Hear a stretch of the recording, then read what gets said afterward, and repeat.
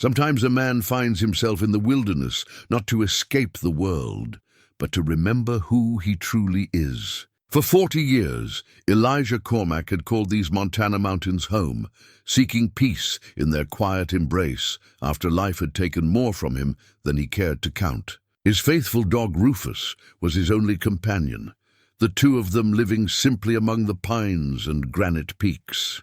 Then one morning they found the stone, big as a wagon wheel, smooth and dark, covered in strange markings that made Elijah's hands shake. Rufus wouldn't go near it, whimpering like he sensed something dangerous. But Elijah felt drawn to it, like it was calling his name. His gut told him to cut it open, though he couldn't say why.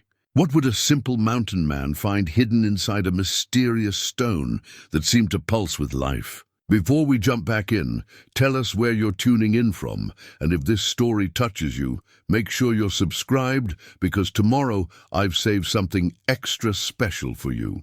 The morning mist clung to the valleys like old memories, reluctant to let go of the night. Elijah Cormac stood on the porch of his weathered cabin, a tin cup of coffee steaming in his calloused hands. The boards beneath his boots had been worn smooth by decades of daily ritual. Coffee at dawn, scanning the horizon, listening to what the mountains had to say. At 72, his body carried the evidence of a life lived hard but honest, shoulders broad from splitting wood, and scarred from 1,000 small battles with nature. Eyes the color of storm clouds that had seen more than most men could bear. Rufus stretched beside him, a 12-year-old blue-tick hound whose muzzle had gone grey in perfect harmony with his master's beard. The dog's ears twitched at sounds only he could hear, a squirrel's chatter 3 ridges over, the distant cry of a hawk circling for breakfast. They'd been partners for a dozen years now, ever since Elijah found him as a pup, half-starved and shivering by the roadside.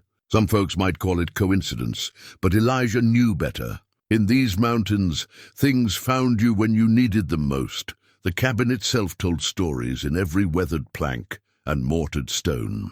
Elijah had built it with his own hands after the war, not the big one that made headlines, but the smaller, more personal war that left him hollow inside. Vietnam had taken his youth, his faith in easy answers, and 3 of his closest friends. When he came home to Montana in 1973, he'd carried their dog tags in his pocket and their ghosts in his heart. The mountains had seemed like the only place vast enough to hold such grief. Sarah had understood, bless her soul. She'd been patient with his silences, gentle with his nightmares, strong enough to build a life alongside a man still learning how to live again. For 28 years, she'd filled the cabin with laughter and the smell of fresh bread.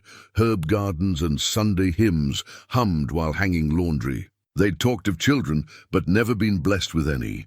So they'd poured their love into the land itself, tending a small garden, caring for injured wildlife, making their corner of the world a little more beautiful.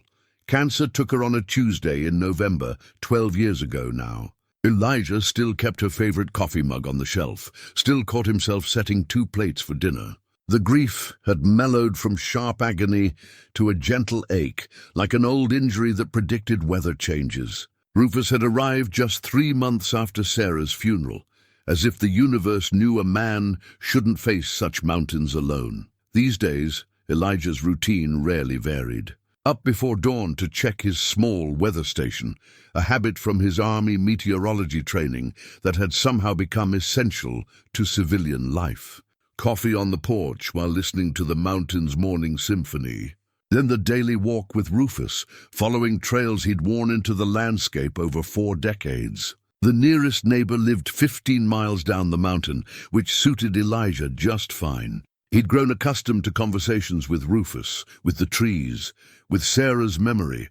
The general store in Pine Creek saw him once a month when he drove down for supplies. Old Bill Henderson, the proprietor, had given up trying to engage him in town gossip years ago. Elijah would nod politely, purchase what he needed, coffee, salt, rifle cartridges, maybe a paperback novel, and disappear back into the high country. The townspeople respected his privacy, understanding that some men needed space the way others needed company. His small pension from the army covered the basics: supplemented by the occasional odd job for ranchers in the valley. Mostly, though, he lived off the land, hunting elk and deer in season, fishing the mountain streams, maintaining a small vegetable garden that Sarah had started. He'd learned to can vegetables, to smoke meat, to make do with what the mountains provided. Self-sufficiency had become both necessity and philosophy.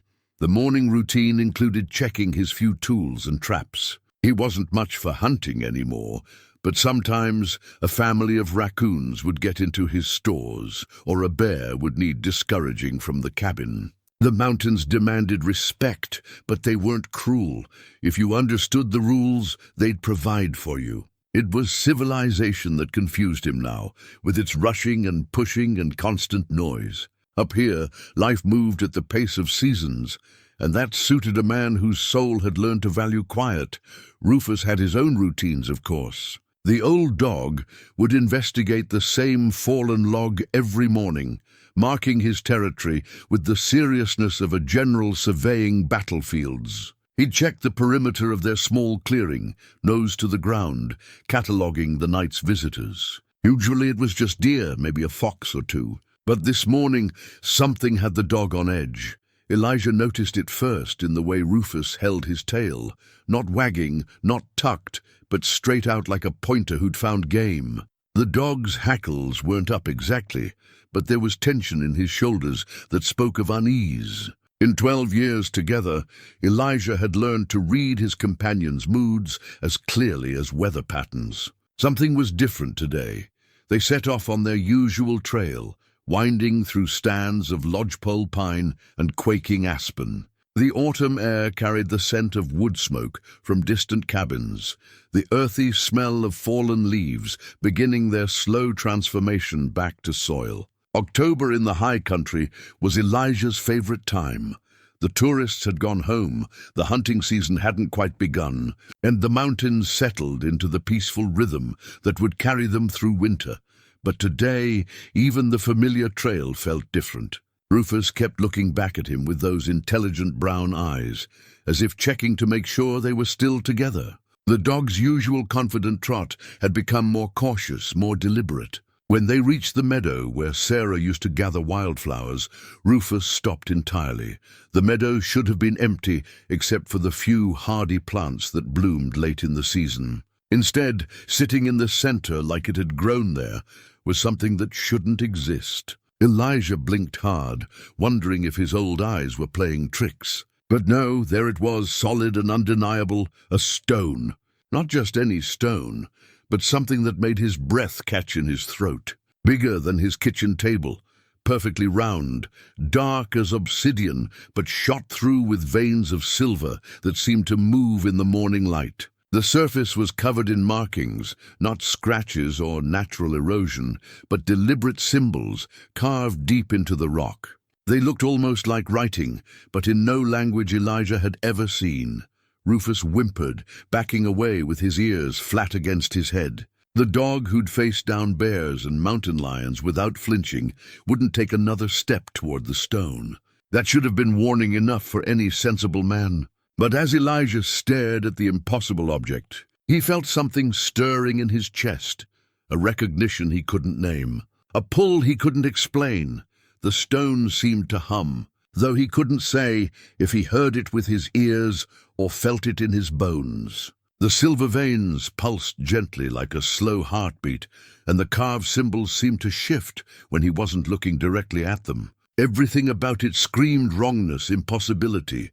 Stones didn't appear overnight in meadows where a man had walked for 40 years. Stones didn't pulse with inner light or make dogs whimper with fear, but standing there in the crisp mountain air, with morning mist swirling around his boots and his faithful companion pressed against his legs, Elijah Cormac felt more awake than he had in 12 years. The stone was calling to him, though he couldn't have explained how he knew. It was calling, and deep in his weathered soul, some part of him was answering.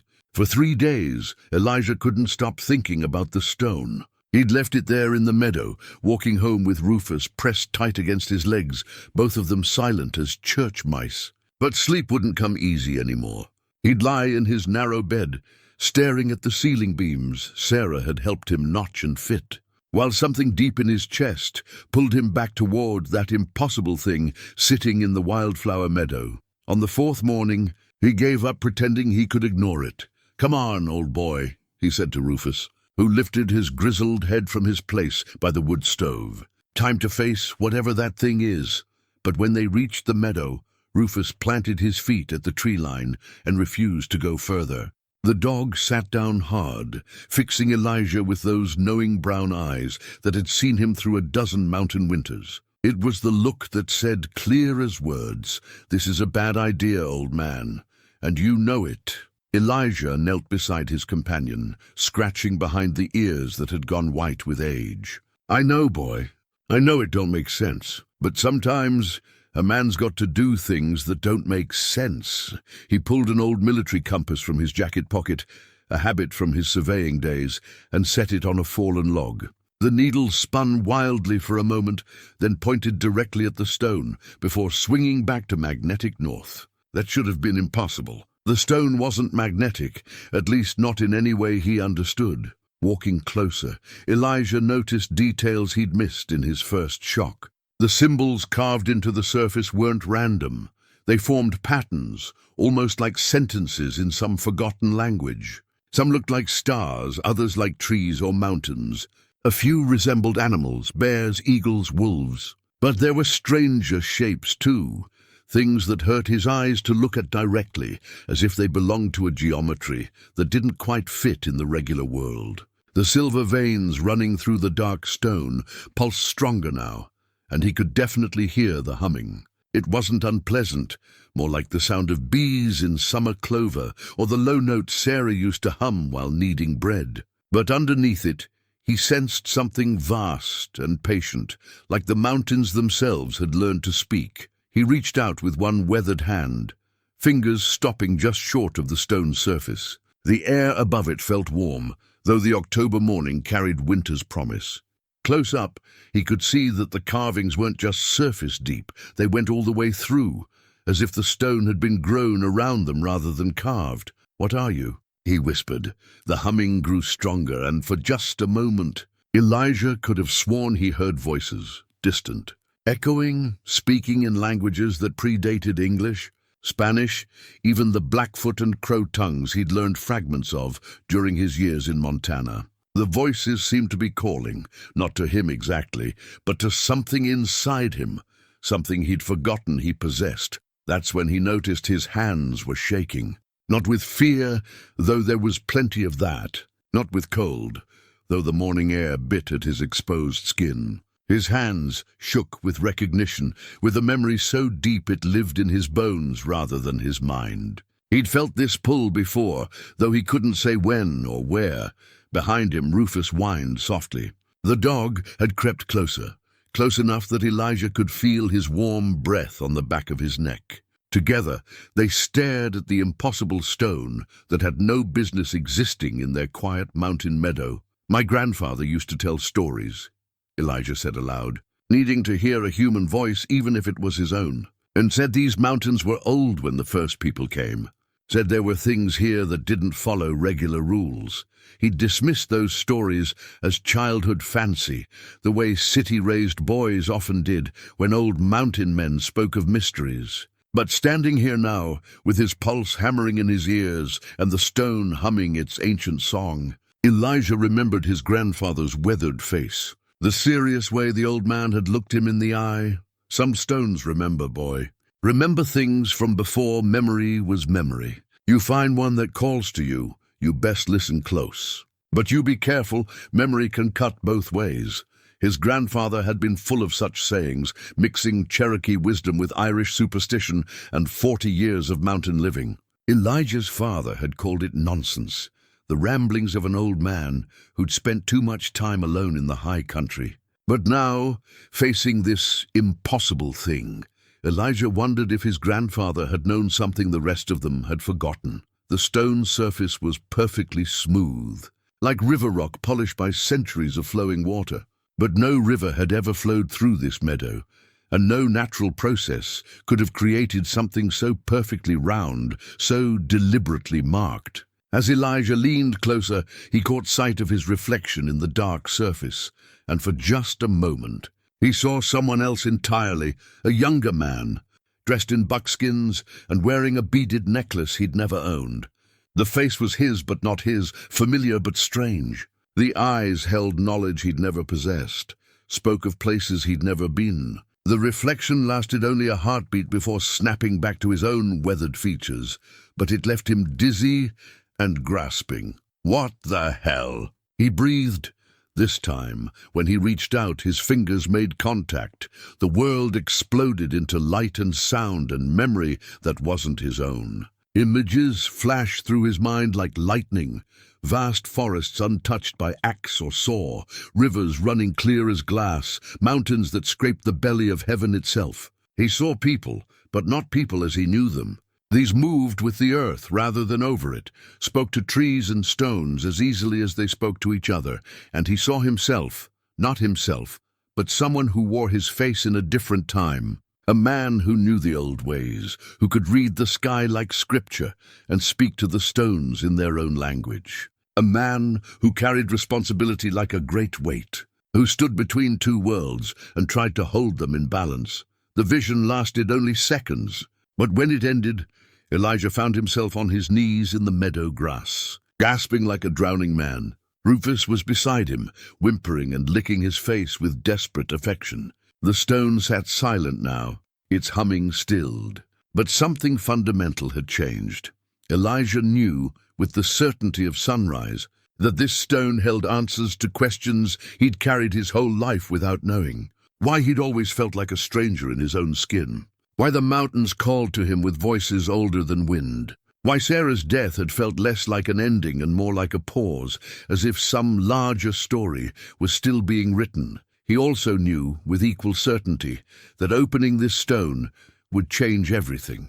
Not just for him, but for the delicate balance he'd built in these mountains, the careful peace he'd negotiated with solitude and grief. Some doors, once opened, could never be closed again, but as he knelt there in the autumn grass, with his faithful dog pressed against his side and the weight of 72 years on his shoulders, Elijah Cormac realized he was tired of being careful, tired of living half a life in the shadow of memories he couldn't quite grasp.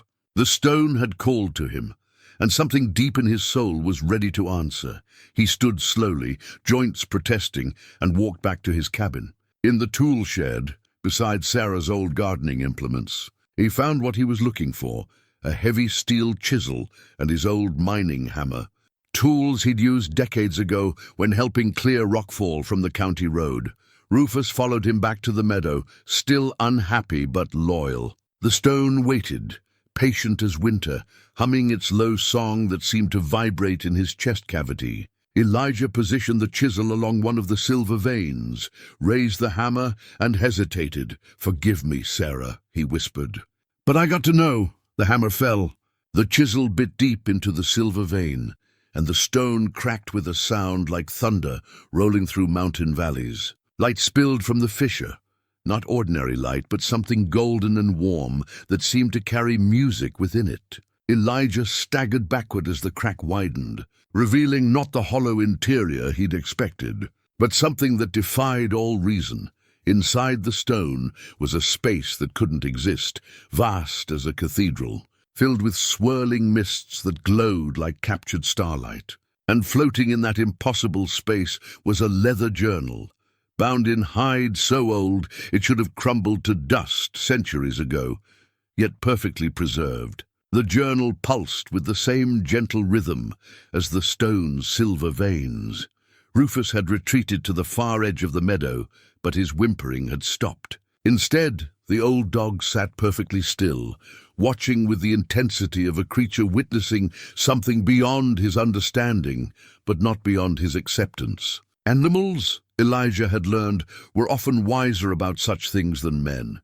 With trembling fingers, he reached into the light and grasped the journal. The moment his skin touched the ancient leather, the world shifted around him like a photograph coming into focus. The familiar meadow remained, but now he could see layers beneath it, shadows of what had been, whispers of what might be. The very air seemed alive with possibilities. The journal felt warm in his hands and heavier than it should have been, as if it carried the weight of untold stories. When he opened the cover, his breath caught in his throat. The pages were filled with handwriting he recognized, though he'd never seen it before.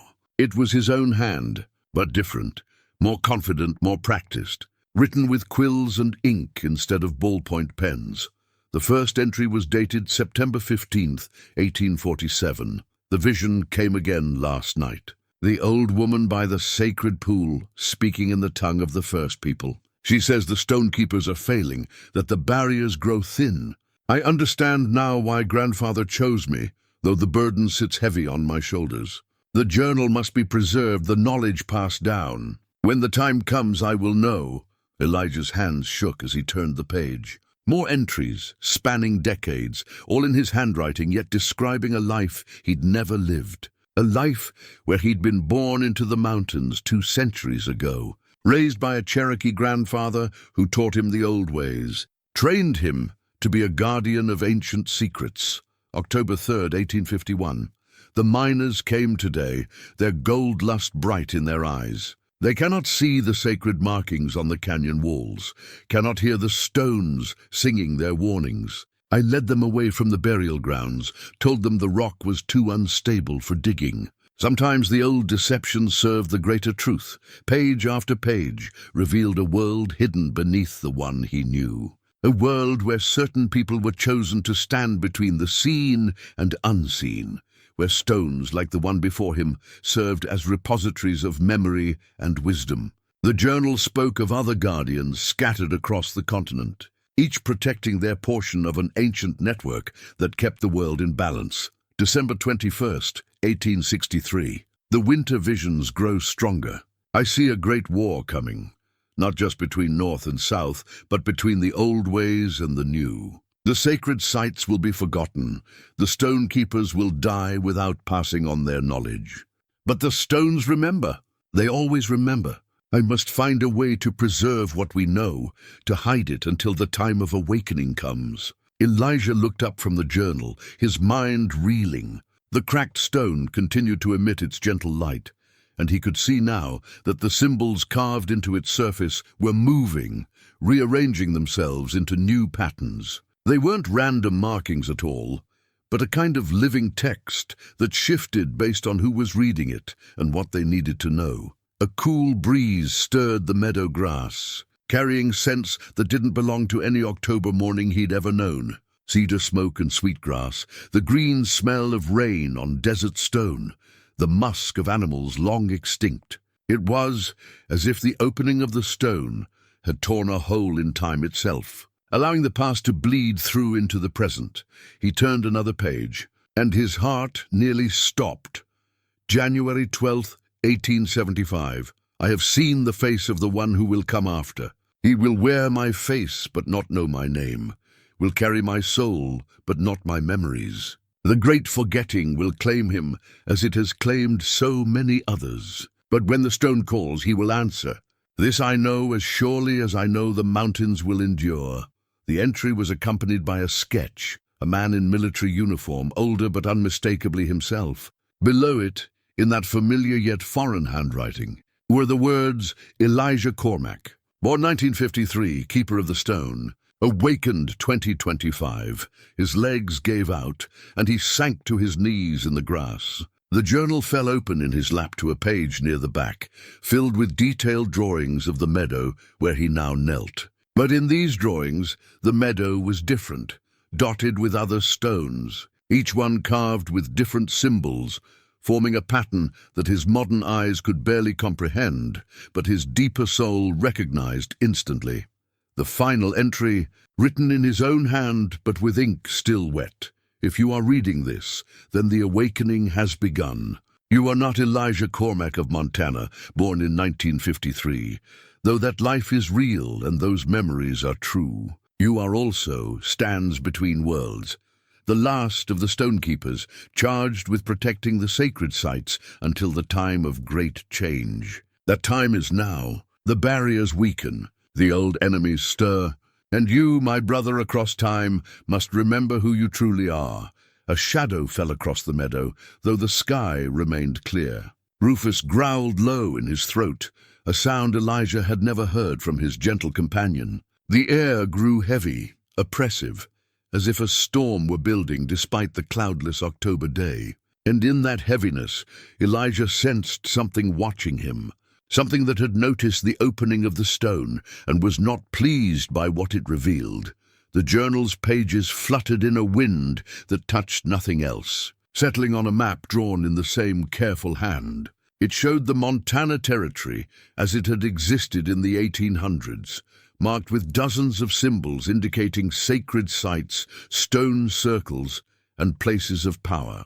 Most were crossed out in red ink, with dates noting their destruction or abandonment. But a few remained, including the meadow where he now sat, and 3 others scattered across the high country.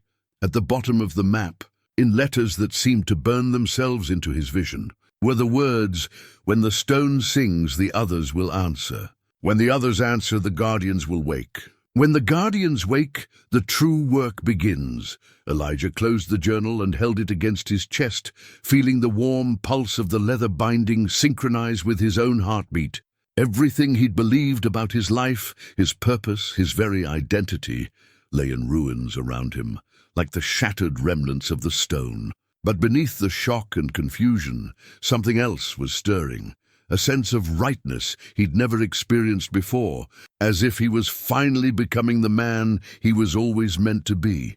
Rufus trotted over and nuzzled his hand, no longer afraid. The old dog's eyes held a new intelligence, as if the opening of the stone had awakened something in him as well. Together they looked at the cracked stone, still glowing softly in the afternoon light, and Elijah knew his quiet life in the mountains was over. The awakening had begun, and there was no going back. That night, Elijah sat at his kitchen table with the journal spread open before him, a pot of coffee growing cold at his elbow. The pages revealed themselves slowly, as if the ancient leather knew he could only absorb so much truth at once. Each entry painted a clearer picture of the man he had been, stands between worlds. A Cherokee-Irish keeper of sacred sites who had lived and died in these same mountains over a century ago. The memories came in fragments, triggered by words or symbols in the journal. He remembered a grandfather with silver braids who taught him to read the language of stones. A sacred pool where the water ran uphill and showed visions of what was to come. A responsibility that felt heavier than the mountains themselves. The knowledge that he stood guard against forces most people couldn't even imagine. But the modern Elijah's memories were real too. Vietnam. Sarah, 40 years of quiet mountain living. Somehow impossibly he was both men. The journal explained it as the soul's way of learning what it needed to know, living different lives across time to gather the wisdom necessary for its true purpose. The awakening brings confusion. One entry read, "Do not fight the memories of both lives. They are threads in the same tapestry, patterns in the same great weaving. The man who loved Sarah teaches you about loss and healing. The soldier who fought in distant jungles teaches you about protecting what matters. All of it prepares you for what comes next." Rufus lay at his feet, occasionally lifting his head to stare at shadows that weren't quite there. The dog's behavior had changed since the stone's opening. He was more alert, more purposeful, as if he too was remembering something long forgotten. When Elijah reached down to scratch his ears, he could have sworn he felt the animal's thoughts brushing against his own, wordless but clear. "I remember too, old friend. I remember around midnight." The journal revealed its most disturbing secret. Mixed among the keeper's duties were warnings about the others, beings that existed in the spaces between worlds, feeding on the energy that leaked through when the barriers weakened. They were ancient things, older than human civilization, patient as glaciers and hungry as wildfire. The stone network had been built to keep them at bay, but centuries of neglect had weakened the defenses.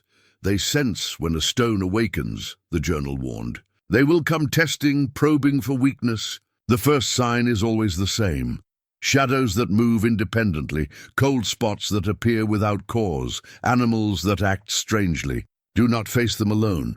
The network exists for a reason. As if summoned by his reading, a chill swept through the cabin despite the warm fire in the wood stove. Rufus growled, hackles rising, and fixed his gaze on the far corner of the kitchen. Elijah followed the dog's stare and felt his blood turn to ice. Something was standing there, not quite visible, more like a distortion in the air. A place where the shadows bent wrong, and the light refused to go. The thing had no fixed shape, but Elijah could sense its attention like a physical weight. It was studying him, evaluating, trying to determine if the newly awakened keeper represented a threat or an opportunity. The journal fell open to a page filled with protective symbols, and without conscious thought, Elijah began tracing one of them in the air with his finger. The shadow thing recoiled, as if burned, then melted away through the cabin wall like smoke. But its message was clear. They knew he was here, and they were not afraid of one old man with half-remembered powers. Elijah spent the rest of the night reading, absorbing everything the journal could teach him about his inherited responsibilities. By dawn, he understood that the stone in the meadow was only the beginning. According to the map in the journal, 3 other stones remained active in the Montana high country, each one guarded by a keeper who had probably forgotten their true nature, just as he had. The journal provided their names and approximate locations. Maria Santos, a park ranger at Glacier National Park who had reported unusual geological phenomena for years. Thomas Blackbear, a tribal elder on the Blackfeet Reservation who was known for his uncanny ability to predict weather and find lost hikers. And Dr. Elizabeth Hayes, a retired geology professor living alone near Yellowstone, who had published papers on anomalous magnetic readings in certain rock formations. All 3 were approaching the age when the awakening typically occurred. All 3 would be experiencing strange dreams, unexplained attractions to certain places, a growing sense that their quiet lives were about to change forever. And if the journal was right, all 3 were in danger. The others would target them just as they had targeted him. But awakened keepers were vulnerable during the first few days after their stones opened. Without proper preparation, without understanding what they faced, the new guardians could be overwhelmed. Their power turned against the very network they were meant to protect. As the sun rose over the mountain peaks, painting the sky in shades of gold and rose, Elijah made his decision. He couldn't contact the others by phone or letter. The journal was clear that such mundane communications could be intercepted and corrupted by the others. Instead, he would have to visit each keeper personally, help them through their awakening, and begin the process of rebuilding the network that had once protected this land. But first, he needed to strengthen his own connection to the stone. The journal described rituals, meditations, and practices that would help him access the full range of his abilities. He was no longer just Elijah Cormac, retired army meteorologist and widower. He was stands between worlds, and he had work to do. The cracked stone in the meadow pulsed brighter as he approached, as if sensing his newfound determination. When he placed his hands on its surface, the silver veins flared to life, and knowledge flowed into him like water into a desert. He learned to read the stone's songs, to interpret the patterns of light and shadow that danced across its surface. He learned to extend his awareness beyond his physical senses, feeling the pulse of the other stones scattered across the wilderness. They were stirring. After decades of dormancy, the network was beginning to wake up. But so were the things that had been waiting for this moment. Patient predators that had spent generations preparing for the barriers to weaken enough for them to act. Rufus sat beside him, no longer just a faithful dog, but a true companion in every sense of the word. The animal's thoughts touched his own with increasing clarity, sharing memories of other lives, other keepers, other battles fought in the shadows between worlds. Together, they would face whatever came next. The war for the old ways was about to begin. And Elijah Cormac finally understood why he had spent 72 years learning how to be strong. The drive to Glacier National Park took Elijah through country he'd known for decades. But everything looked different now. The journal lay open on the passenger seat beside him, its pages fluttering occasionally, though no wind stirred inside the old pickup truck. Rufus rode in the back, alert and watching the tree line with an intensity that made passing drivers give them a wide berth. What had once been familiar landscape now revealed hidden layers of meaning. Certain groves of aspen trees hummed with barely audible music. Rock formations cast shadows that didn't match the angle of the sun. And everywhere, if he looked with the right kind of sight, Elijah could see the faint lines of energy that connected sacred sites across the wilderness, like a vast spiderweb of power. The journal had taught him to read these signs, but the knowledge came with a price. The more he opened himself to the hidden world, the more vulnerable he became to the things that hunted in the spaces between. Twice during the 4-hour drive, he'd caught glimpses of shadow shapes keeping pace with his truck, running alongside in his peripheral vision like wolves made of darkness. Maria Santos worked out of the park's research station near Lake McDonald, a cluster of government buildings nestled among towering cedars and whitebark pines. According to the journal, she was a 30-year veteran of the Park Service, known for her meticulous documentation of geological anomalies and her uncanny ability to predict landslides and rockfalls days before they occurred. What her colleagues attributed to scientific expertise was actually something far older, the stonekeeper's instinctive connection to the living earth. Elijah found her at a seismic monitoring station on the lake's north shore, hunched over a computer screen that displayed wave patterns and frequency readings. She was younger than he'd expected, perhaps 55, with prematurely grey hair pulled back in a practical ponytail and hands stained with rock dust. But when she looked up at his approach, her dark eyes held the same depth he'd seen in his own mirror since the awakening. Dr. Santos. He kept his voice casual, though his heart was hammering. I'm Elijah Cormac. I was hoping we could talk about the unusual readings you've been getting lately. Her expression grew guarded. I'm sorry, but seismic data isn't really public information. If you're a researcher, you'll need to go through proper channels. The readings started 3 days ago, Elijah interrupted gently. Right around midnight. Not seismic activity exactly, but something deeper. Something that makes your equipment sing songs it was never designed to play. Maria's face went pale. She glanced around the empty monitoring station, then stepped closer, lowering her voice. How could you possibly know that? I haven't reported it yet because I don't understand what I'm seeing. The frequency patterns don't match any known geological phenomena, but they're definitely coming from underground. Deep underground. Elijah pulled the journal from his jacket and let it fall open to the page, showing her photograph.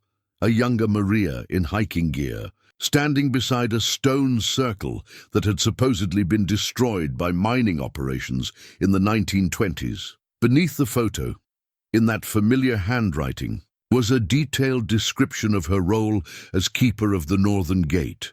I know because I've been going through the same thing, he said quietly. 3 days ago, something woke up that's been sleeping for a very long time. And whether you remember it or not, Dr. Santos, you've been chosen to help protect this land from what's coming. She stared at the journal with the expression of someone trying to solve a puzzle with half the pieces missing. This is impossible. That photograph, I've never seen it before, but I know that place. I dream about it sometimes. A circle of standing stones hidden in a valley that shouldn't exist, where the northern lights dance even in summer. The dreams are getting stronger, aren't they? Elijah asked. More vivid, more real. And you're starting to remember things that never happened to you, at least not in this lifetime. Maria nodded slowly, her scientific training warring with something deeper and more instinctive. Yesterday, I found myself speaking Blackfoot to a group of tourists, even though I've never studied the language. But I knew what the words meant, knew exactly what I was trying to tell them about the spirit of the glacier. That's because you're remembering who you really are, Elijah said. Who you've always been underneath the life you've lived in this century. Your stone is calling to you, Dr. Santos, just like mine called to me. He told her about the meadow, the cracked stone, the journal that had revealed his true identity. As he spoke, he watched understanding dawn in her eyes, followed quickly by fear. The rational part of her mind was struggling to reject what he was saying, but her deeper self recognized the truth. If this is real, she whispered, if I really am some kind of guardian, then what happened to the others? The journal shows dozens of sites, but you're saying most of them are dormant. Destroyed, abandoned, or forgotten, Elijah confirmed. The network that once protected this entire region has been reduced to 4 active sites, including yours. And there are things out there that have been waiting for this moment, when the barriers are weakest and the guardians are just beginning to remember. As if summoned by his words, the temperature around the monitoring station dropped 10 degrees in as many seconds. The electronic equipment began registering impossible readings, seismic waves that traveled faster than light, magnetic fluctuations that spiked beyond the instrument's ability to measure. And in the shadows cast by the towering cedars, shapes began to move with predatory purpose. Rufus materialized from the tree line, hackles raised and teeth bared at threats only he could see. The old dog positioned himself between the humans and the encroaching darkness, a low growl rumbling in his chest that seemed to vibrate through the ground itself. Maria grabbed Elijah's arm, her fingernails digging through his jacket sleeve. "What is that? What's happening?" "They've found us," he said grimly, pulling the journal closer. The pages began flipping of their own accord, settling on a passage about protective wards and emergency protocols. "Your stone is close, isn't it? Within walking distance? How did you—" "Yes. There's a place about a mile north of here, in a valley the maps don't show properly. I've always felt drawn to it, but I never— The readings there are off the charts. Electromagnetic anomalies that shouldn't exist in nature. That's where we need to go." Right now, Elijah started toward his truck, then paused as the shadows seemed to solidify around them. 3 distinct forms emerged from the darkness, not quite human, but wearing human shape like an ill-fitting disguise. Their eyes were holes in reality, and when they spoke, their voices came from everywhere and nowhere at once. "The Keeper awakens," they said in unison. "But awakening brings vulnerability. Join us willingly and your transition will be gentle."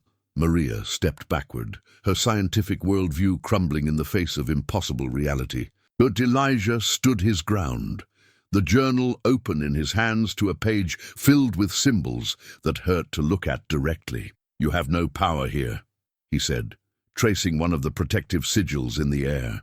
"This land is protected by agreements older than your hunger." The shadow beings laughed, a sound like ice breaking in spring thaw. "Agreements written in a dead language, enforced by a forgotten people. The network fails, old man. Soon we will walk freely in all the spaces between."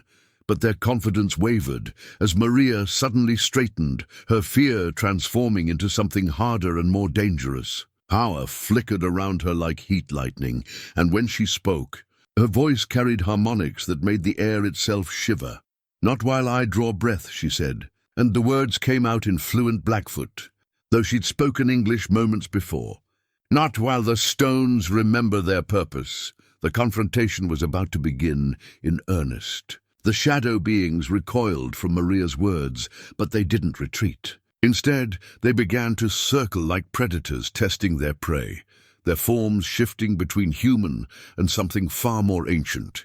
Elijah could feel their hunger pressing against his mind, not for flesh or blood, but for the energy that flowed through the stone network. The power that kept their kind trapped in the spaces between worlds. "We need to reach your stone," he told Maria urgently. "Once you make contact, once you complete the awakening, they won't be able to touch you. But until then, we're vulnerable," she finished, her newfound abilities flickering like a candle in wind. The valley. "It's this way."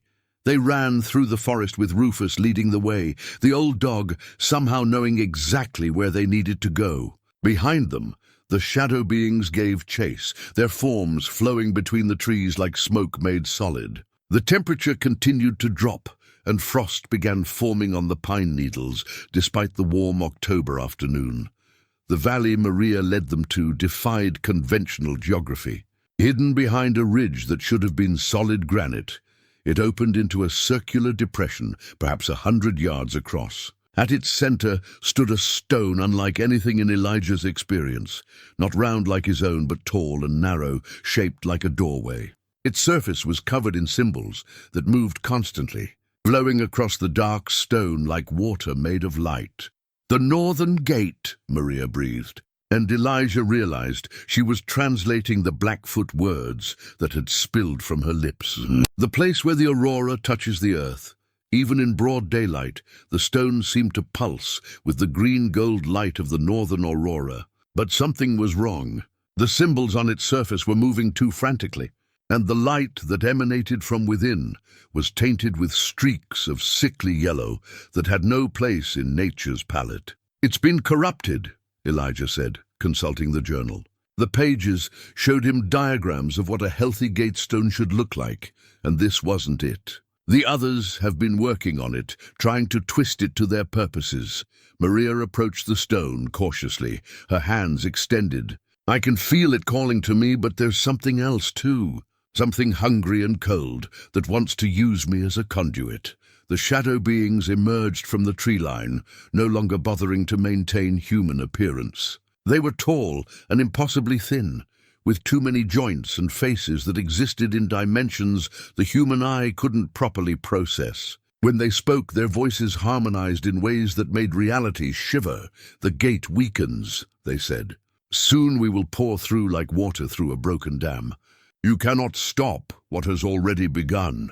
But Elijah was studying the journal's instructions for purifying a corrupted stone, ancient rituals that required two keepers working in perfect harmony. "Maria, I need you to place your hands on the stone at the exact moment I complete the purification ritual. But you have to trust me completely. If we're not synchronized, the backlash could destroy us both." "I don't understand any of this," she said, fear and wonder warring in her voice. "Yesterday, I was a park ranger with a PhD in geology. Today, I'm supposed to be some kind of mystical guardian?" "You've always been a guardian," Elijah replied gently. "The PhD just gave you tools to understand what you were protecting. The ranger badge gave you authority to preserve it. Everything in your life has been preparing you for this moment." One of the shadow beings glided closer, its form rippling like heat waves. "Join us willingly, daughter of the earth. We offer power beyond your imagining, knowledge that spans eons. Why serve the dead traditions when you could help birth a new age?" Maria looked at the creature, then at the corrupted stone, then at Elijah with his weathered face and steady eyes. "Because," she said firmly, "some things are worth preserving exactly as they are." The purification ritual was unlike anything Elijah had ever experienced. Following the journal's instructions, he began tracing complex patterns in the air while speaking words in a language that predated human civilization. The symbols came from somewhere deeper than memory, flowing through him as if he were merely a conduit for knowledge that belonged to the stones themselves. Maria matched his movements instinctively, her hands dancing in perfect counterpoint to his own. The corrupted stone began to respond, its sickly yellow light wavering as ancient cleansing energies washed through its crystalline structure. But the shadow beings weren't passive observers. They attacked with everything they had, trying to break the ritual before it could be completed. Waves of cold that could freeze marrow crashed against them. Whispers of despair tried to convince them that their efforts were futile, that the corruption had spread too far to be reversed. Images of failure and loss flooded their minds. Elijah saw Sarah dying again and again, while Maria watched the wilderness she'd devoted her life to protecting burn in endless fires. But they held firm, anchored by their shared purpose and the growing harmony between their awakening powers. Rufus circled them protectively, his growls providing a bass note that seemed to strengthen their resolve. And slowly, gradually, the stone began to clear. The yellow corruption retreated like infection before a strong antibiotic. The frantic movement of symbols slowed to a stately dance that spoke of order restored and balance maintained. And when the ritual reached its crescendo, when Maria finally placed her palms flat against the stone surface, the northern gate burst into glory. Pure aurora light erupted from the stone, washing over the valley in waves of green and gold and silver. The shadow beings shrieked as the light touched them, their forms dissolving like smoke in a strong wind. For a moment that felt like eternity, the valley was filled with the music of the spheres, a harmony so perfect it made both humans weep with joy. Then the light stabilized, settling into the gentle pulsing rhythm that indicated a healthy gate stone. Maria stood with her hands still pressed against its surface, tears streaming down her face as memories of dozens of lifetimes flooded through her. She was Dr. Maria Santos, park ranger and geologist. She was also Walks with Thunder, keeper of the Northern Gate, guardian of the Aurora paths that connected earth to sky. "I remember," she whispered. "I remember all of it. The responsibility, the loneliness, the weight of protecting something most people can never understand, but also the purpose," Elijah added, closing the journal with satisfaction. "The knowledge that you stand between chaos and order, that your sacrifice preserves something beautiful and essential." The shadow beings were gone, but they would return. And next time, they would be ready for awakened keepers. The network was beginning to stir, but it was still far from complete. 2 more stones waited, 2 more guardians needed awakening, and somewhere in the darkness between worlds, ancient minds were plotting new strategies for the war that had just begun in earnest. 3 days later, as they prepared to seek out Thomas Blackbear on the Blackfeet Reservation, the journal revealed its most devastating secret. Elijah had been reading through entries he'd somehow missed before, passages that appeared only when the reader was ready to understand their implications. The truth, when it came, hit him like a physical blow. The network hadn't been failing due to neglect or the passage of time. It had been systematically sabotaged from within. "Maria," he called, his voice tight with shock. "You need to see this." She looked up from her own studies. She'd been comparing the journal's maps with modern geological surveys, trying to locate the remaining active sites. Since her awakening, her scientific training had merged seamlessly with her mystical knowledge, creating insights that neither aspect of her identity could have achieved alone. The journal entry was dated March 15th, 1892, written in a hand that shook with rage and betrayal. "I was wrong about Harrison. Wrong about everything. He wasn't captured by the others. He joined them willingly. For 20 years, I trusted him as my closest ally, never suspecting that every site we've lost, every guardian who died mysteriously, every weakening of the network's defenses was his doing. The others don't just corrupt from outside. They recruit from within, turning our greatest strengths against us. He came to me tonight with an offer. Join them, and Sarah's death would be reversed. They showed me visions of her alive and laughing, of the life we could have together if I simply opened the remaining gates and let them through. When I refused, he laughed and told me the truth. There are 5 active sites, not 4. The 5th keeper has been working against us from the beginning, using his knowledge of the network to undermine everything we've tried to protect. I don't know who among the current generation has been turned, but I know this: when the awakening comes, when the stones begin to sing again, the traitor will reveal himself. And God help us all when he does. Elijah's blood turned to ice as he read the final line: "Beware the one who knows too much too soon, who guides you to the others with perfect knowledge, who carries a journal that should not exist, his own journal." The very book that had led him to Maria, that contained detailed information about all the keepers and their locations. The journal that had appeared in the stone, exactly when and how he needed it, as if someone had placed it there specifically for him to find. "This can't be right," he whispered. But even as he spoke, pieces of the puzzle began falling into place with horrible clarity. How had he known exactly where to find Maria? How had he understood the purification ritual so perfectly? How had he been able to read ancient languages he'd never studied, perform ceremonies he'd never learned? Maria was studying his face with growing alarm. "Elijah, what is it? What does it say?" But before he could answer, the temperature in Maria's research station began dropping rapidly. The electronic equipment started registering impossible readings again, but this time the disturbance was coming from directly below them. Something vast was stirring in the deep places of the earth, responding to a signal only it could hear.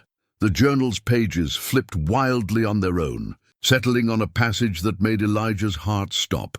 The final trap is always the same. The turned keeper believes himself to be the hero of his own story, believes he is saving the network, when in fact he is delivering it into the enemy's hands. He will gather the guardians together, convince them to trust him, lead them to perform the great opening that will tear down all barriers at once. And he will do it willingly, joyfully, believing until the very end that he serves the light. "No," Elijah breathed. "No, this isn't possible. I remember being stands between worlds. I remember my grandfather, the sacred pool, the responsibility." "Do you?" Maria asked quietly. "Or do you remember what someone wanted you to remember?" The memories he'd thought were so clear began to waver like heat mirages. Had his grandfather really taught him the old ways, or had that knowledge been implanted by something that understood exactly how to manipulate a lonely old man? Had Stands Between Worlds really been his past self, or was that identity a carefully crafted fiction designed to make him trust the journal's guidance? Rufus whined and pressed against his legs, but even the dog's loyalty felt suddenly suspect. How had Rufus known exactly where to lead them? How had the animal shown such perfect understanding of supernatural threats? What if his faithful companion was something else entirely, something sent to guide him along a predetermined path? The journal fell open to one final entry, this one written in a different hand entirely, angular, precise, utterly cold. "The asset has performed exactly as programmed. He has awakened the Northern Gate and recruited the Santos woman. Soon he will lead us to the remaining keepers, and we will corrupt them all simultaneously." The great opening approaches. When all 5 stones sing in harmony, the barriers will fall forever, and we will pour through like a tide of shadow. The humans will never know that their greatest protector delivered them into our hands.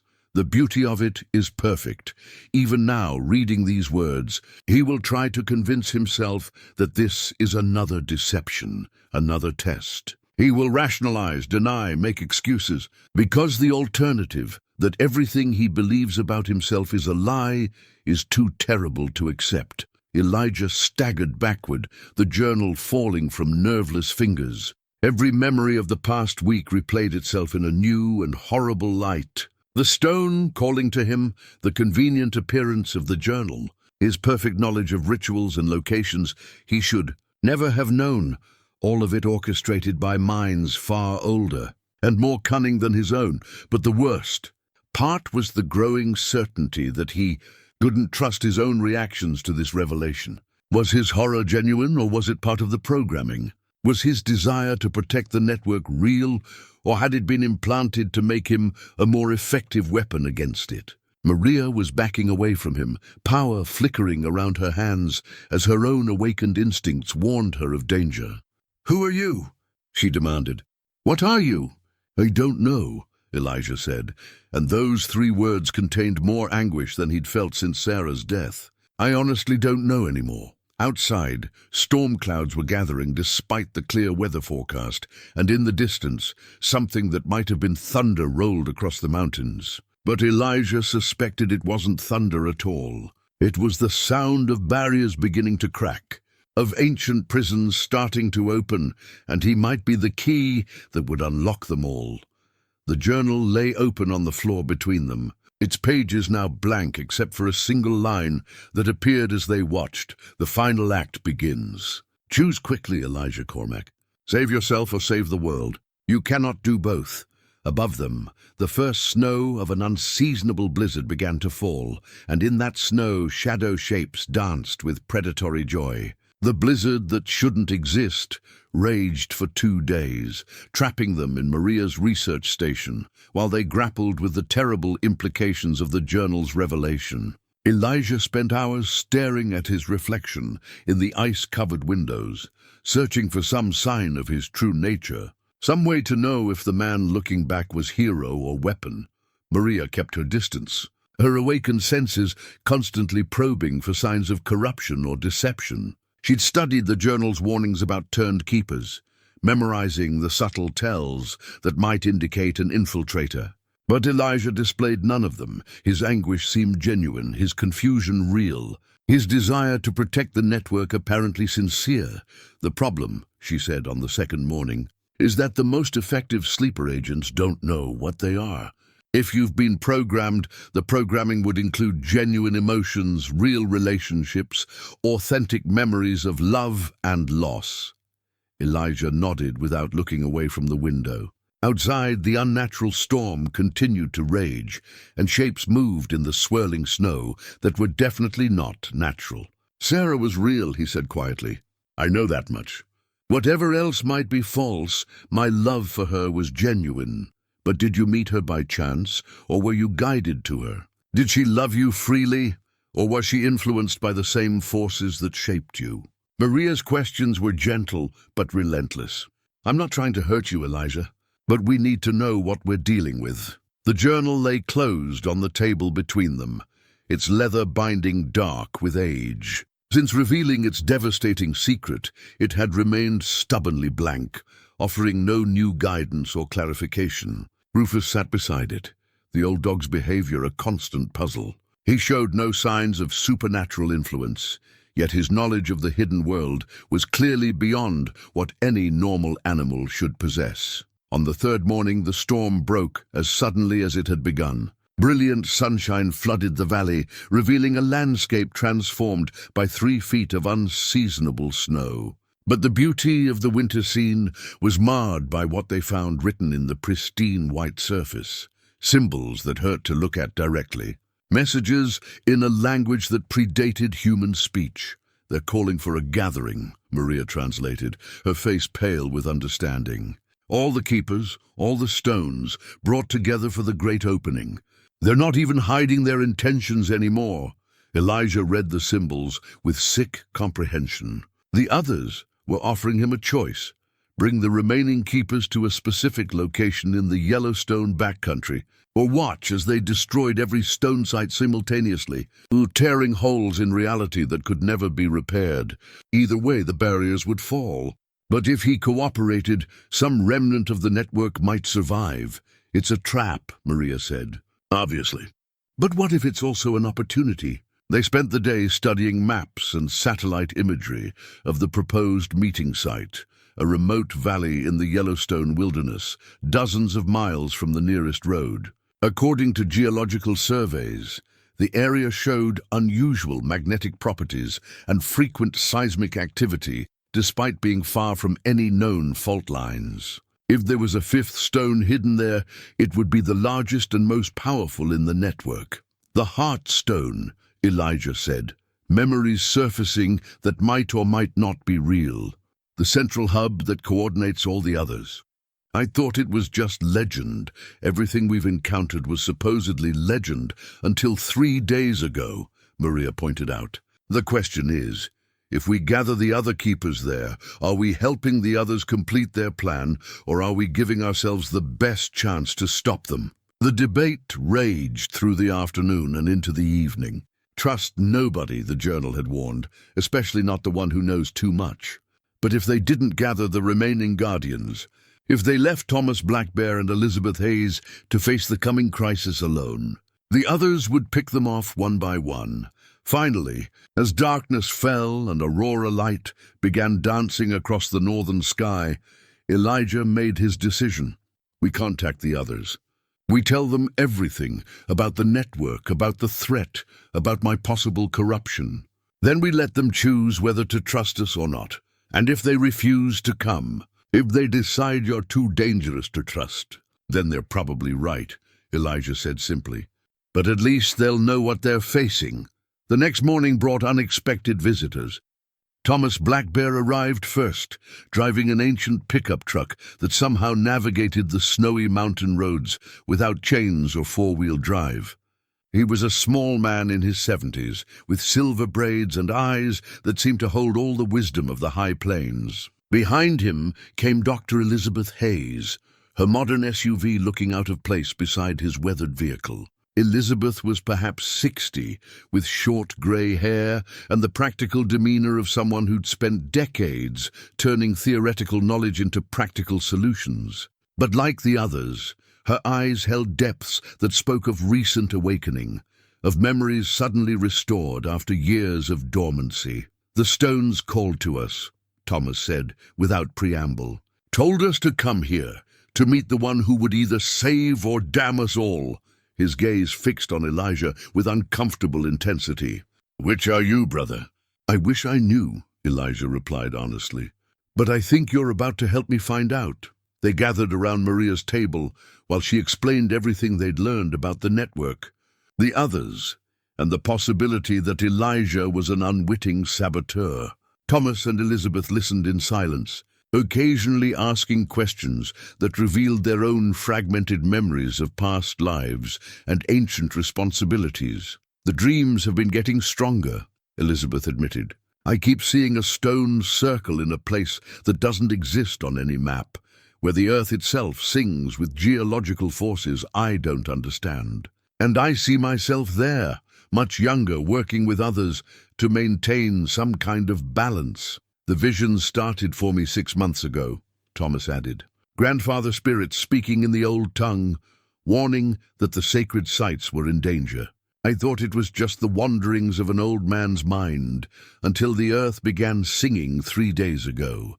Each keeper produced an artifact that had appeared mysteriously in their possession. Thomas carried a medicine bundle that contained stones from sacred sites across the northern plains, their surfaces covered in symbols that matched those in Elijah's journal. Elizabeth had found a geological survey map from the 1800s hidden in her office files, marking locations that corresponded perfectly with the network's nodes. "All roads lead to the Heartstone," Maria observed, studying the convergent evidence. "Whatever's going to happen, it's going to happen there." They spent the day planning, though planning for an event where one of your own allies might be a traitor presented unique challenges. Each keeper would approach the Heartstone from a different direction, maintaining communication through methods the others couldn't easily intercept. If Elijah showed signs of corruption or betrayal, the others were to contain him by any means necessary. "And if I'm not the turned keeper?" Elijah asked. "If this is all an elaborate deception to make us distrust each other, then we'll find out together," Thomas said. "But one way or another, the truth reveals itself when the stones sing in harmony. No deception can survive that level of spiritual resonance." As they prepared to leave for what might be their final confrontation, Rufus approached each keeper in turn, allowing them to scratch his ears and look into his ancient eyes. Whatever the dog truly was, loyal companion, supernatural guardian, or something else entirely, he would be with them to the end. The Heartstone waited in its hidden valley, surrounded by forces that had been patient for over a century. Tomorrow would bring answers to questions that had haunted them all their lives. Tomorrow would determine whether the barriers held or fell forever. Tonight they could only prepare as best they knew how, and trust that when the moment came, they would have the wisdom to choose correctly.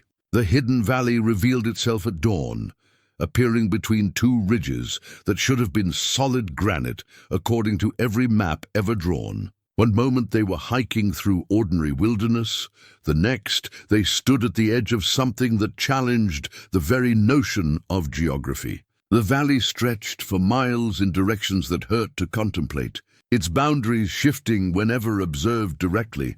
At its center rose the Heartstone. Elijah had tried to prepare himself for this moment, but nothing could have readied him for the reality. The stone wasn't simply large, it was monumental. A crystalline spire that twisted up from the earth like a frozen tornado. Its surface reflected aurora light even in broad daylight, and the symbols carved into its facets moved constantly. rearranging themselves into patterns that told the history of the world in languages that existed before words. "My God," Elizabeth whispered, her geological training warring with the evidence of her eyes. "It's not possible. The mass alone should have created gravitational anomalies visible from orbit. It exists in more dimensions than our instruments can measure," Thomas said quietly. His weather-beaten face was serene despite the impossibility before them. The old stories spoke of such places where the spirit world touches the physical realm so closely that normal rules no longer apply. Maria was taking readings with equipment she'd brought from the research station, but the instruments were registering values that shouldn't exist. Magnetic field strength is off the charts. Seismic activity suggests the stone extends down at least a mile, possibly more. And there's something else. Electromagnetic pulses that match the frequency of human brain waves. They approached the Heartstone from 4 directions, as planned, with Rufus ranging between them like a scout. The closer they got, the more reality seemed to bend around the ancient monument. Elijah found himself walking on ground that felt solid but looked transparent, as if the earth itself had become a window into some deeper realm. The journal had remained blank since its terrible revelation, but now words began appearing on its pages, not the careful script of stands between worlds, but something angular and alien that seemed to burn itself into the parchment. "Welcome, faithful servant. You have exceeded all expectations. The others trust you despite their suspicions. Soon they will join hands around the Heartstone, as you have guided them to do, and their combined power will shatter the barriers forever. The great opening begins now." Elijah stopped walking, his hands shaking as he read words that confirmed his worst fears. Everything, his awakening, his memories, his desperate desire to protect the network, had been orchestrated to bring them to this moment. He was the weapon the others had spent decades crafting, and he had delivered himself and his fellow keepers directly into their trap. "Elijah?" Maria called from 50 yards away. "What is it? What's wrong?" Before he could answer, the air around the Heartstone began to shimmer. Shadow forms materialized from nowhere, hundreds of them, surrounding the spire in concentric circles. But these weren't the crude approximations of humanity they'd faced before. These were the others in their true forms. Beings of living darkness that existed between the spaces of reality, patient predators that had waited generations for this opportunity. Their leader stepped forward, and Elijah recognized him with a shock that nearly drove him to his knees. The creature wore the face of his grandfather, not as he'd known him in life, but as he appeared in the memories that had guided Elijah to this moment. The same silver braids, the same wise eyes, the same gentle smile that had taught him to love the mountains. "Well done, my boy," the false grandfather said, its voice a perfect mimicry of the old man's Cherokee-accented English. "You have brought them all together, just as we always knew you would. Even your doubts, your resistance, your desire to protect, all of it has served our purpose perfectly." Thomas, Maria, and Elizabeth had stopped their advance, power flickering around them as their awakened abilities responded to the threat. But they were badly outnumbered, and the Heartstone's emanations were interfering with their connection to their own stones. "The programming runs deeper than conscious thought," the creature continued, advancing on Elijah with predatory grace. "Every memory you treasure, every instinct you trust, every moment of love and loss that shaped you into the man you believe yourself to be, all crafted to make you the perfect weapon against the very thing you think you're protecting." Elijah wanted to deny it, to rage against the accusations, but the evidence was overwhelming. How else could he explain his perfect knowledge of Keeper lore? How else could he have found the others so easily? How else could he have guided them all to this exact spot at this exact moment? "But there's something you didn't account for," he said, surprised by the steadiness of his own voice. "Something your programming couldn't erase completely." The false grandfather's expression flickered with momentary uncertainty. "Impossible. We accounted for every variable. Every possible deviation. You accounted for everything except Sarah. Elijah pulled her photograph from his wallet, not the one the others had provided in his false memories, but the real picture he'd carried for 40 years. The woman in the image was different from his implanted recollections. Younger, sadder, with eyes that held shadows the programmed version had never possessed. She wasn't part of your plan, was she? You needed me isolated, alone, vulnerable to manipulation. But I met her before you got to me, fell in love, before you could control that part of my life.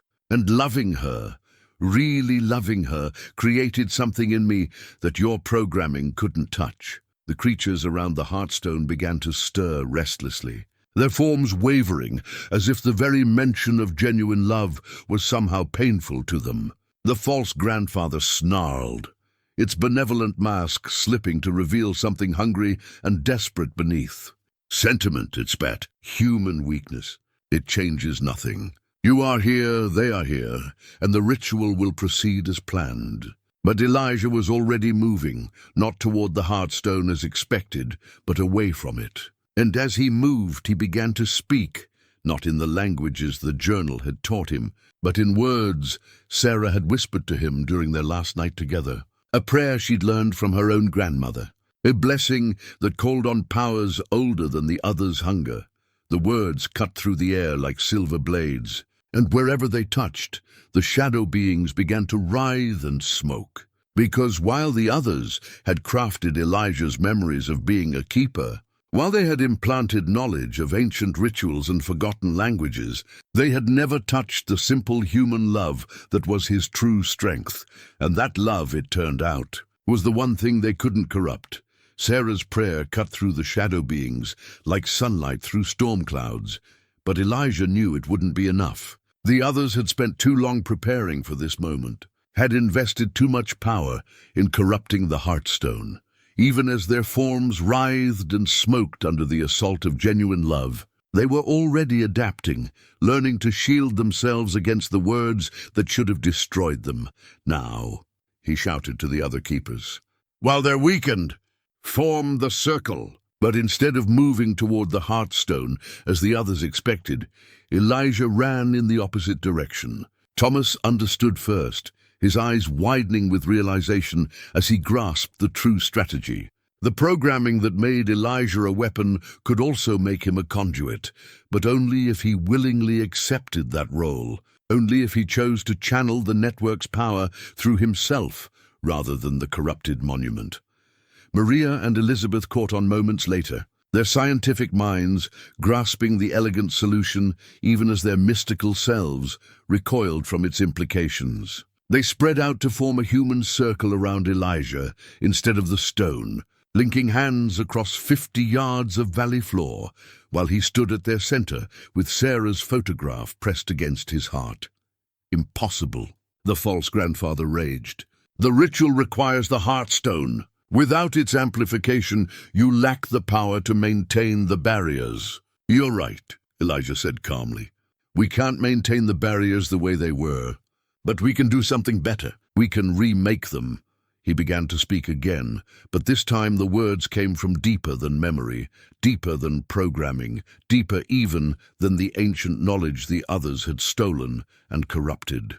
They came from the part of his soul that had loved Sarah purely, that had grieved her loss honestly, that had spent 40 years learning to find beauty in solitude and strength in simplicity. The other keepers joined their voices to his, each adding their own thread to the growing tapestry of power. Thomas sang in Blackfoot, his words calling on the wisdom of the plains and the endurance of the mountains. Maria spoke in the language of stone and crystal, her scientific understanding transformed into something that could reshape reality at the molecular level. Elizabeth chanted formulas that turned geological forces into spiritual ones, making the earth itself a partner in their working. And Rufus, faithful Rufus, who had never been just a dog, added his own voice, a howl that carried harmonics no normal animal could produce, frequencies that resonated with the deepest foundations of the world. The false grandfather and his shadow army rushed toward them, desperate to break the circle before it could complete its work. But they were too late.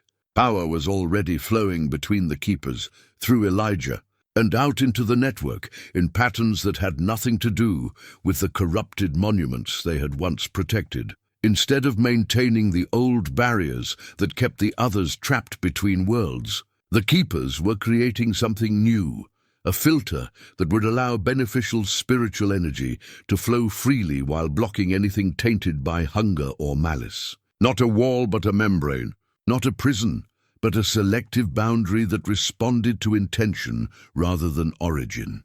The Heartstone, sensing its monopoly broken, began to pulse with frantic energy. Cracks appeared in its crystalline surface as centuries of accumulated corruption fought against the new paradigm. The shadow beings pressed their attack, but found themselves passing through the keepers like smoke through solid objects. The circle existed in a state of being they could no longer touch. "This is impossible!" the false grandfather snarled, its borrowed features distorting with rage. "You are human, mortal, limited." "Exactly," Elijah replied, and his voice carried Sarah's laughter, her warmth, her absolute faith in the goodness that could exist between flawed beings who chose to love anyway. "We're not trying to be gods. We're not trying to control everything. We're just trying to leave the world a little better than we found it."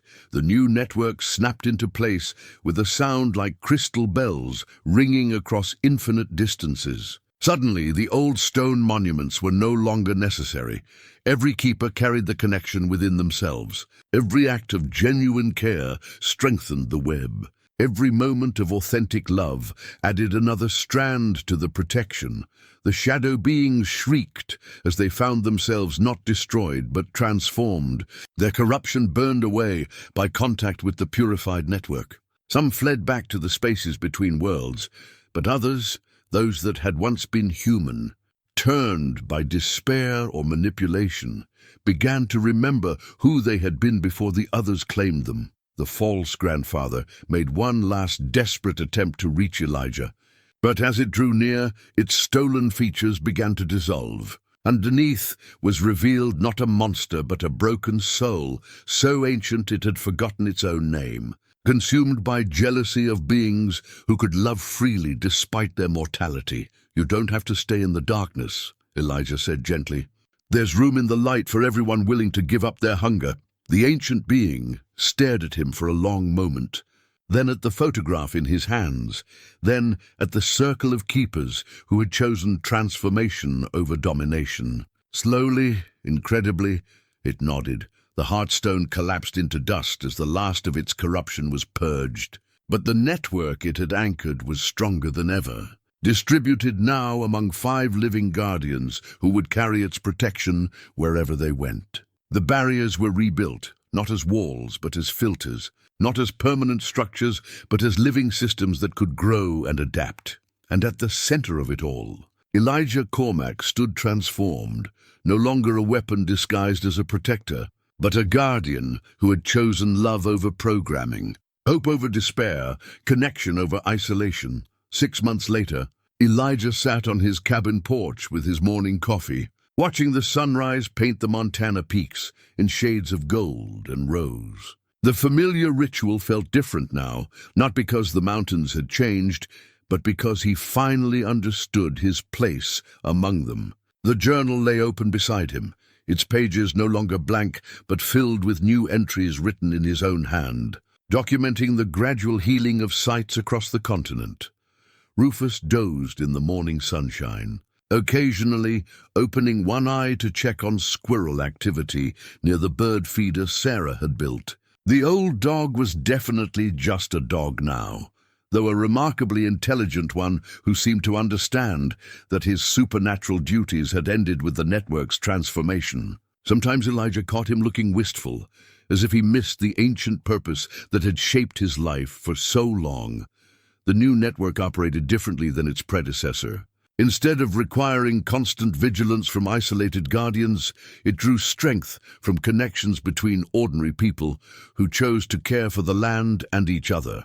Maria had returned to her Park Service duties, but now her geological surveys included spiritual assessments that helped identify places where the Earth itself was struggling. Thomas worked with tribal councils across the northern plains, teaching young people to recognize and nurture the sacred sites their ancestors had protected. Elizabeth published papers that bridged scientific observation with mystical understanding, helping a new generation of researchers recognize patterns that previous science had overlooked. And Elijah had become something he'd never expected: a teacher, not of ancient secrets or mystical traditions, but of simpler truths: how to listen to the land, how to find peace in solitude, how to build a life worth living in the spaces between what was lost and what might yet be found. The visitors started coming in spring, drawn by word-of-mouth recommendations from people who'd heard about an old mountain man who understood things most folks couldn't explain. They were grieving spouses learning to live alone, veterans struggling with memories that wouldn't fade, young people who felt disconnected from a world that moved too fast and demanded too much. They came seeking answers, but mostly they found something better: someone who listened without judgment and shared what he'd learned about finding meaning in the midst of loss. This morning's visitor was different, though. Dr. Elizabeth Hayes climbed the trail to his cabin with the measured pace of someone who'd spent decades studying mountain geology. But she carried herself differently than she had 6 months ago, with the quiet confidence of someone who'd discovered that her life's work was far more important than she'd ever imagined. "How's the book coming?" Elijah asked as she settled into the wooden chair Sarah had built for watching sunsets. "Slowly," Elizabeth replied, accepting the coffee he offered. "It's hard to write about mystical geology for an academic audience without sounding completely insane. But I think I'm finding the right balance between scientific observation and spiritual insight." She pulled a manuscript from her backpack, thick with revisions and covered in marginal notes. The title page read, "Sacred Landscapes, a Geological Approach to Understanding Earth's Spiritual Ecosystems." Below that, in smaller text, co-authored by Dr. Elizabeth Hayes, Dr. Maria Santos, Thomas Blackbear, and Elijah Cormac. "Our story?" he asked, touched by the inclusion of his name despite his lack of academic credentials. "Part of it. The part that matters. How ordinary people can learn to recognize and protect the places where the earth speaks most clearly. How scientific observation and spiritual awareness can work together instead of in opposition. How love and care for the land creates its own kind of protection." They sat in comfortable silence for a while, watching the light move across the valley where he'd first found the stone. The meadow looked ordinary now, just wildflowers and grass, and the occasional deer browsing in the early morning quiet.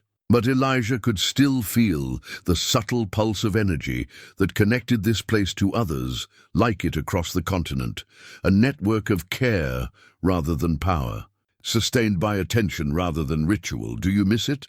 Elizabeth asked. "The old way, I mean.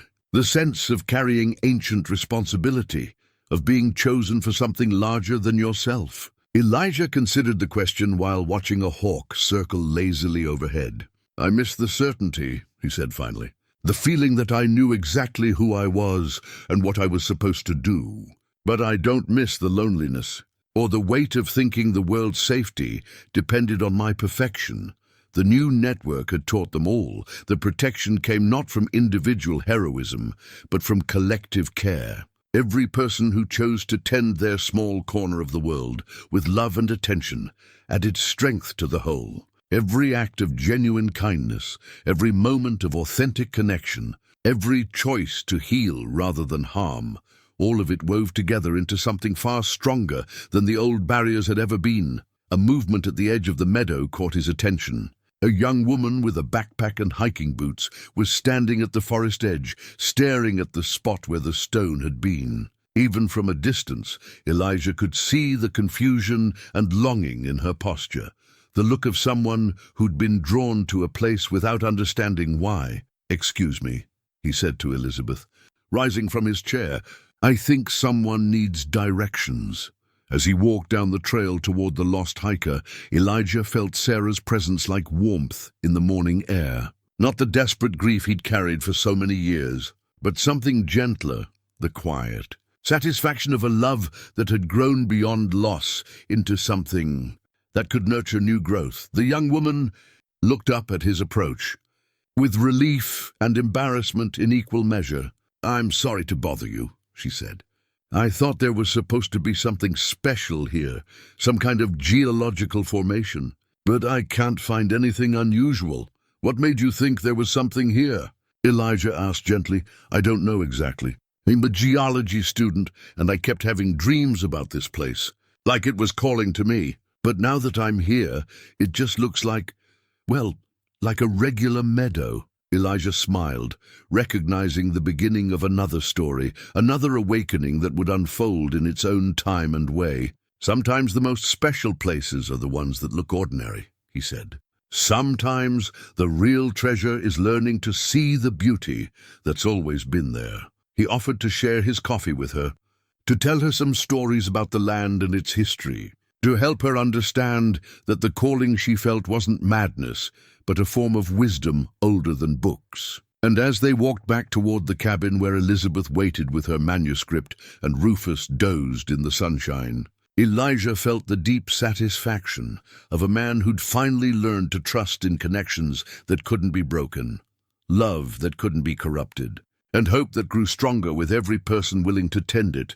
The mountains endured, as they always had. But now they were protected not by ancient stones or mystical barriers, but by the simple human choice to care for something larger than oneself. And that, Elijah had learned, was the strongest protection of all.